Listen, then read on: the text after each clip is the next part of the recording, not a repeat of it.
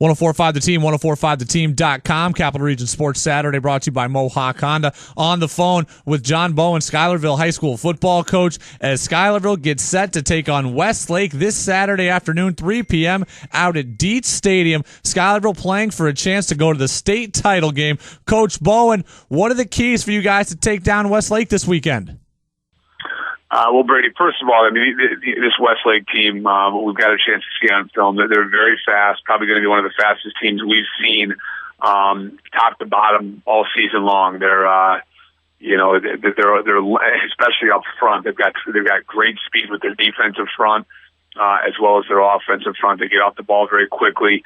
A lot of similarities that we see from their team to what we've been able to do this season as well. So it's we're getting into some familiar territory as far as that's concerned, as far as what we're seeing as far as the speed is concerned. We hear a lot of times that people say that Section 2 really prepares them for the regional and the state rounds. Has that been the case for you guys? Has Section 2 competition prepared you sufficiently for this?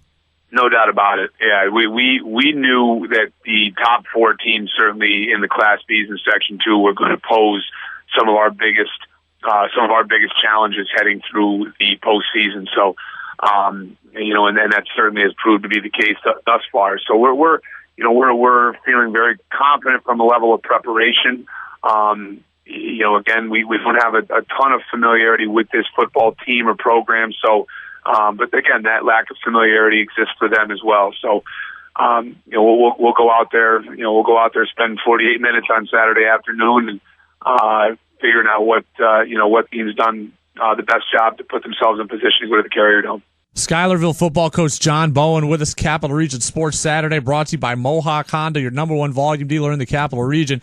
And Coach, your running game and your offense and that hybrid flex wishbone that you guys run, that gets a lot of the attention when we talk about Schuylerville.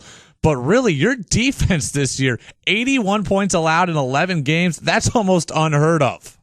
Yeah, the defense this year so far for us has been great. We've played a number of spread teams here over the last several weeks. We've got one of the areas that we feel is an area of strength for us is our secondary. Not just the speed that we have in that at that position, but also their ability to come up and support the run. We played multiple teams here that have been spread teams, but they've spread you out to try to run the ball. So we have felt that to a certain degree with this personnel that we have this year played a lot into our strength. This team we're playing this week is more of they're an old school wing T team, and so we're gonna have to really take some of those guys, crank them down a little bit, and they're gonna be primary run support type of guys this week. So. We're hoping that added speed, and it's speed that those guys have been used to seeing all season long down there in Section 1.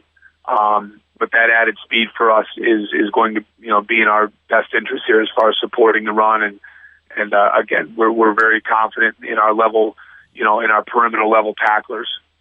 3 players for you guys have 9 touchdowns or more. I was watching you guys play against Glens Falls earlier in the year in the regular season. For those of you who don't know, you were at Ballston Spa before, and you brought that power running game to them, in which you've got kind of that flex wishbone hybrid. Where did that come from for you, and just how you've got 3 guys that can score at any given time? How hard is that to prepare for an opponent? Well, I'll answer the second question first. As far as the offense is concerned, it runs best when you do have that type of a stat line. If you're looking at this, running this offense, and you've got one guy who just stands out, you're probably not overly successful, believe it or not. When you've got a stat line of a group of guys who really have kind of all shouldered the load at one point in time or another, it does become very difficult to prepare for, because it becomes a case of defensively, you're going to pick your poison. Who do you want to stop? You stop that guy, that's fine. We have no issue with that. We've got 2 or 3 other options that we're going to carry through with. So, again, that is what the offense is predicated on. We went to this offense at Ballston Spa years ago, pure and simply because here we were competing at the high, at the AA level, going up against the Saratogas, the Shenendahos of the world every year, week in, week out. And we didn't have the offensive linemen up front to run the multiple I, the pro I, if you will, running game that we were running before that. We as a staff got together. We came to the realization that we weren't going to sustain playing winning football with that offense. So we needed to come up with something that took advantage of our smaller, faster, aggressive offensive linemen.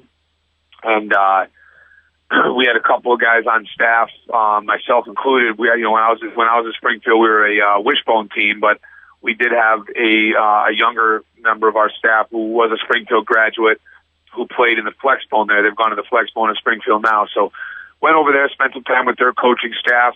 Also touched base from a high school standpoint with some regional high school coaches out of state, but here in the Northeast region, and just spent a lot of time with them, and just we took about 5 or 6 months, dedicated ourselves to just getting as much information as we could about the offense, not necessarily what you see on a Friday night, but what did they do to teach it from Monday to Thursday?